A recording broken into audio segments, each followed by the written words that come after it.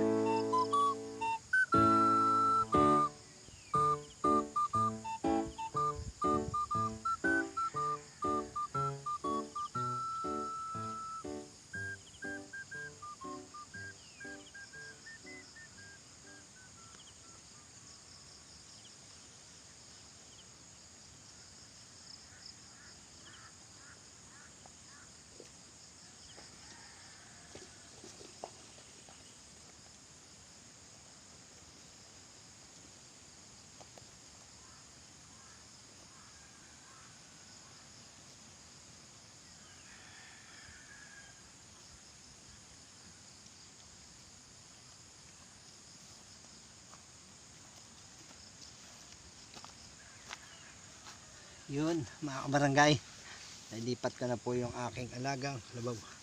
Putik po ng aking kamay.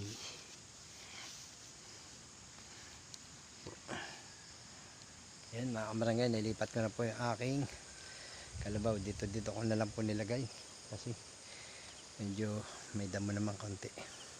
Yan po, yung isa naman lilipat ko yung aking pong baka. Luto na po ang maha. Ito po yung maha, luto na. Happy birthday Luto na po siya. Luto na. Ng barangay. Tapos ito pa. Ang dami po ng maha. Ang barangay. Daming naluto ng mahanong mais. Luto na. Ano po? At mga kabarangay, kami ay papunta Happy muna birthday ng po! palengke. Dahil karawan po nung sa naming anak. Yung karawan po. Kaya punta kami palengke. Ngayon, ano po, saglit po kami sa palengke. Para panlahok po sa gulay. Kapin po muna ay pupunta ng palengke. Ayan, ang aking motor. Ang aking mag-asawa. Bibili po ng mga panlahok sa pansit, bihon. Ano po, mga barangay. Samahan nyo po kami sa pagpunta sa palengke. Ito na po ako sa palengke. Parang ako po ay isang buwan na hindi bumababa dito sa palengke. Ano po, dito sa aming bayan. Palengke, yan. Yung asawa ko po nandun na namimili. Mamaya hanapin ko po mga kabarangay. Mga kabarangay ang asawa ko. Ito. Namimili. Namimili po ng yan, kamatis. Pinipili po na kamatis yung asawa ko ay hilaw at saka may hinog na daw at saka yung hilaw para daw po hindi agad mabubulok. Ano po kasing malayo nga po kami sa palengke ang barangay. Kaya mahal ang kamatis o mura? Mura na. Mura na daw po ngayon ang kamatis. Para may stock. Pwede po kasi yun, pwede yung kainin yung kamatis. Isa sa nakakatulong sa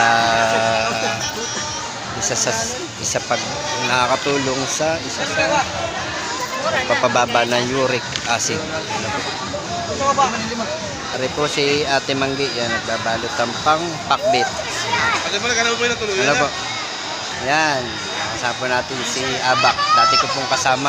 Ano po, ngayon nakita ulit kami dito ngayon sa palengke. Dahil madala nga po ako makababa. Yan po. Sige po, salamat po. Bibili naman po kami mag-asawa ng itlog. Ito po ang bibili namin, yung 850 po ang isa. Mamaya-maya yan, magkakasama na kayo ni Alawi. Nila Kapimping. 250. 250. Sige, 240. Ayun, makatawad po tayo ng 5 pesos sa itlog. Isang tray po. Binibili ng asawa ko. Dahil siya may pera, siya po ang bibili. Ano po? Wala po akong budget pa. Siya po muna lahat ang bibili. Ng itlog.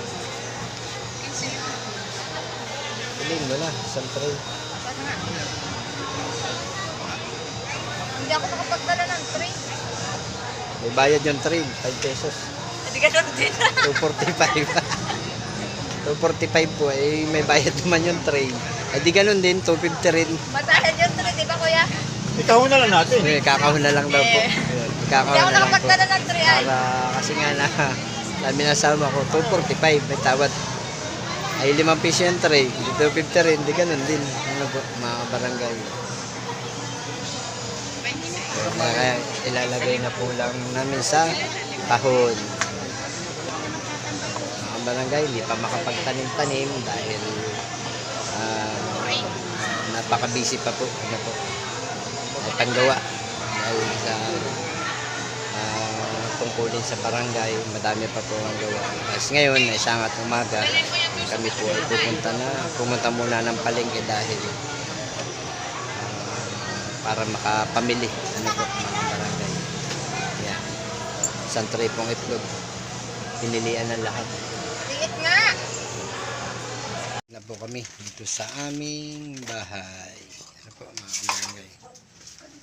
Tabi mo na yung apple mo. Balik na po kami at magluluto naman ng handa ng para sa birthday namin. Ano po? Ayan po mga barangay. Barangay at dito muna po sa labas ng bahay. Yun mga kabarangay, kanina galing kaming palengke nga. Ang mura daw pala ng kamatis ngayon, buti nga wala po kaming tanim ngayong kamatis. Bumili na asawa ko. Yun din po ako mga kabarangay nagdadala ng iba kong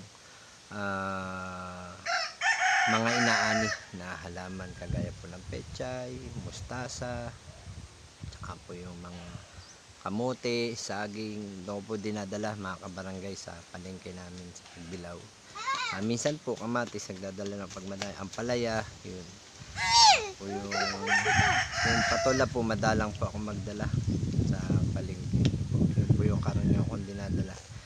Kanina nga po na ano ko, yung kamatis, mura daw po pala kamatis kanina. Kaya ho, buti wala kaming tanim pa ngayon na lahat. Tanging, kasi nga ho, ang ano namin, yung madali lang mabuhay kasi magtatag-araw. Ako ko nga po ba kung magtatag-araw na talaga, mga kabarangay. Tapos kanina, nung pagbaba ko po ng bayan, nasa palengke na rin lang ako. Nagpagupit na rin po ako. Kasi po, minsan sa dami po ng gawa sa barangay, tapos dito pa sa bahay. Ako po kasi ay barangay bahay lang, barangay doon, taniman, ganun lang po ang aking gawa. So minsan po bumaba ng bayan para lang kung may meeting, mga ganun po. Yun lang po ang aking karaniwang ginagawa. Lagi lang po ako nandito sa aking taniman pag umaga-maga, sa mga aking mga alagang baka, kalabaw. Tapos sa hapon, taniman pa rin paglabas ko po pagkatapos po na aking pagpulin. Ano po mga kabarangay, ayun mga kabarangay, ngayon po ay birthday no, tagluluto, tapos na po magluto kami magkasawa. Birthday po ng pangatlo. Ano po yun, mamaya po pababa ko ng bayan dahil papunta po ako sa aking Kuya Ninong. Yun mga kabarangay, medyo maingay dahil malakas pa rin po ang hangin dito sa aming lugar kasi nga palibasa bundok, lagi hong umaambon. Ano po, ayun, ngayon po ay masyadong madilim po ngayon ang ulap. Ano po, masyadong madilim ang parang uulan ngayong hapon. Sige po kumare, yun po ang kumare mga nakatira sa bundok, si Maring Basyo na nakiraan po. Kasi bahay po namin malapit sa kalsada, mga kabarangay. Yun o, lakas po ng hangin. Kaya po mamaya konting pahinga. Galing po akong barangay hall kanina. Pagka umuwi agad ako dahil tinulungan ang asawa ko pagluluto, mga kabarangay. Para doon sa hinandaan niya yung anak niya. Pagka namin yun po mga kabarangay, at hindi pa makapaghalaman sa panggawa kasi ang sabi ng asawa ko, arado po yung sa kalabaw, araduhan po yung taniman namin dun sa kalahati, tapos itatanim po yung na-harvest naming mani. Nagbilad na po siya nung binhi, gagawing binhi ng mani. Yun po, itatanim namin dun, kaya siya po ay magpaparado daw naman kami at dun po namin tatanim yung mani para mas madaming maani sunod. Totoo lang po mga kabarangay, yung ubi namin hindi pa namin na titingnan kung malalaki na yung laman. May tanim din po kaming ubi mga kabarangay. Ito po ay nakatanim sa sako po ng semento. Doon po namin siya nilagay mga kabarangay. Ay ngayon po inintay naming malugot yung kumbaga malugot, kumbaga matuyo yung puno ng ube. Ano po mga kabarangay, hinintay po namin. Yun, ngayon resulta. Hindi pa po namin natitingnan at nalimutan ko nga rin po kanina. Nasa palengke na nalimutan ko po na itanong kung magkano ang presyo ng ube. Ano po, nalimutan ko. Kasi baka po ito mga kabarangay, pwede na. Sabi po kasi no asawa ko ay ito daw po ay titingnan namin kung may laman na. Ito po yung mga tanim ng ube. Ito po ay yan, mga nasa sako po ng semento. Tapos ito po puno niya, yan po tamo na wala na po yung puno, ibig sabihin ito po barangay yan. Dito na po, oh. Yan. Dito na. Yun po yung laman ng ube. Ito po Mga guys. yan po mga kabarangay, ube na ano, parang malaki yung laman mga kabarangay ng ube. Madami po yan, nasa saka na puro ang tanim po namin nasa sako. Ginawa po namin, silidid namin yung lupa sa sako ng semento, tapos doon po namin nilagay yung ube, doon po namin tinanim para pag harvestin na po namin tong ube mga kabarangay, hahatiin lang po namin yung sako. Ano po, hindi po nahuhukayin, kumbaga hatiin lang para mabilis. Ano po mga kabarangay, yun po yung ginawa namin. Tatanong ko nga po sa asawa ko kung ito ay pababayaan pa ulit tumubo para lumaki or aanihin na namin po. Baka po ito ay nasa mga 100 kilo. Ito pong ubing ito. Kasi ang dami po niya, puro sako po yan. Pahaba. Simula po doon yan. Yan. Ito palabas. Ito po. Puro sako po yan. Akala po yung ano po. Kasi dati madami po yung bagin. Yung bagin ng ubi. Ano po namin tinatanim sa sako. At ito naman po yung maliit naming balak dito mga kabarangay ay yung ampalaya saka pipinot po doon sa kabila at sitaw. Pero ito po balag namin ito po yung mga lubid lang, ampalaya. Wala na nga lang po ngayon ang palaya. September ang aking bahay. Kasi nga ho, mahilig po ako sa halaman. Kaya kung kulay bahay, kukulay ka rin. Ano po? Yan, meron po namang sumibol pa ng palaya. Pero yung una po namin kasing tanim dito, yan, puro mga bagi na lang po ng palaya. Maraming po nag-harvest na mga barangay. At umpisa na po ulit magtanim. Siguro po Mayo yung iba. Pero yung iba po na pwede naming madiligan, umpisa na rin po namin. Ano po. Pero ito, ano po, meron pang panibagong tanim asawa ko na ampalaya, pagapang sa balay. Pero ilan na lang po mga bunga. Dati ho, ang dami nito, puro ampalaya na mahaba. Ano po. Sa kabila, yung gitna, pipino. Papunta po kasi doon mga kabarangay. Papunta doon sa lugar na yun. Yan po, nagbibili ng asawa. May tanim ba nga ampalaya? Ayun, may tanim po palang bagong ampalaya. Ito. Dinidiligan na uli ng asawa ko. Pala meron na ulit na bago. Yun nga ho, no, sobrang ulan mga kabarangay, talagang nakakalungkot man po eh. Wala po tayong magagawa dahil namatay po talaga yung iba naming halaman na gulay dahil po sa ano, sobrang ulan. Ano po?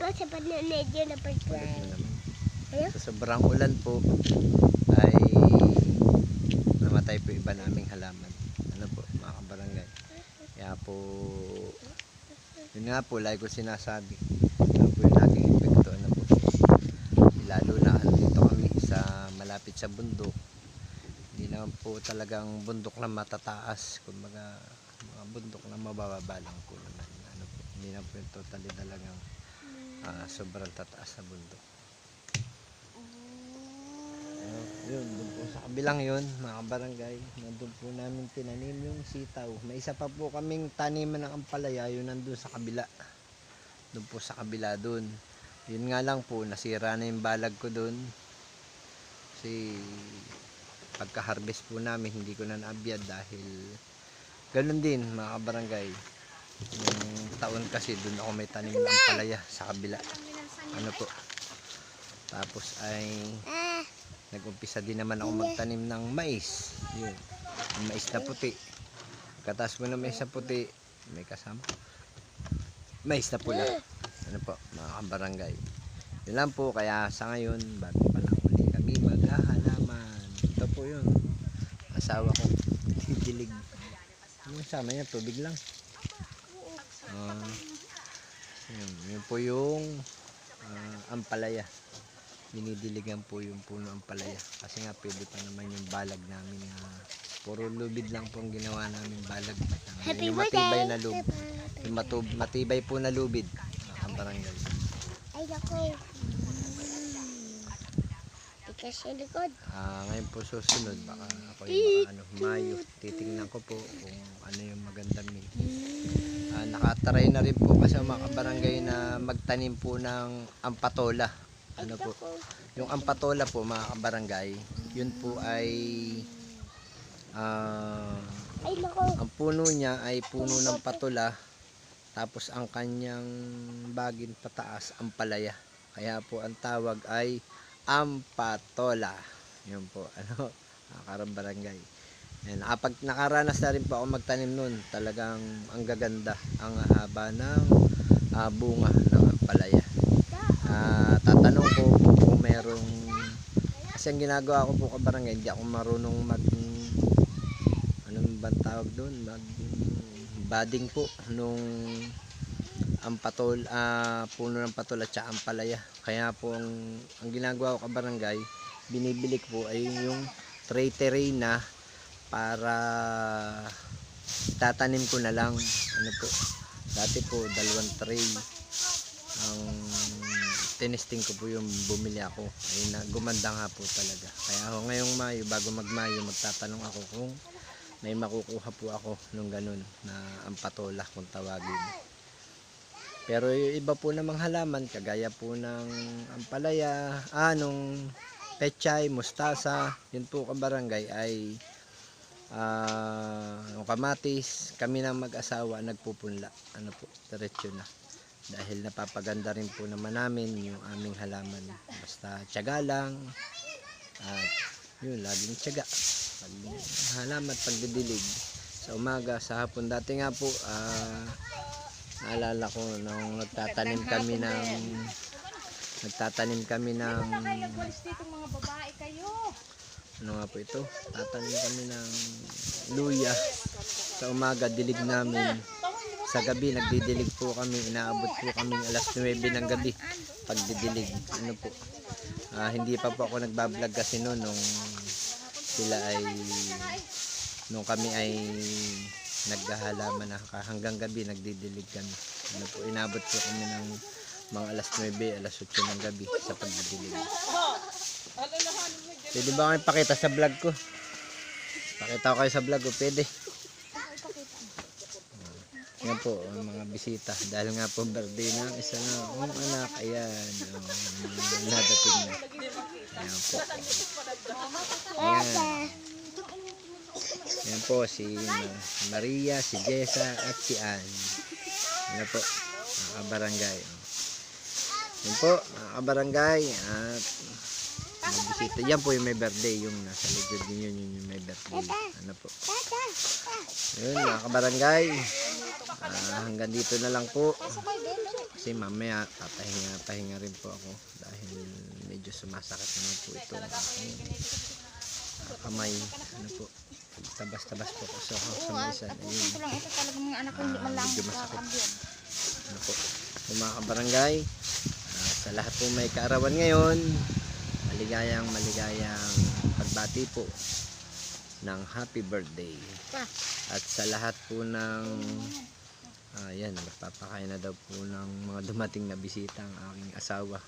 Sa lahat po ng mga papasok pa lang sa trabaho, mag-ingat po kayo. At sa mga lumabas na po galing sa trabaho, mag-ingat po kayo. God bless po sa inyo po lahat. Maraming salamat po.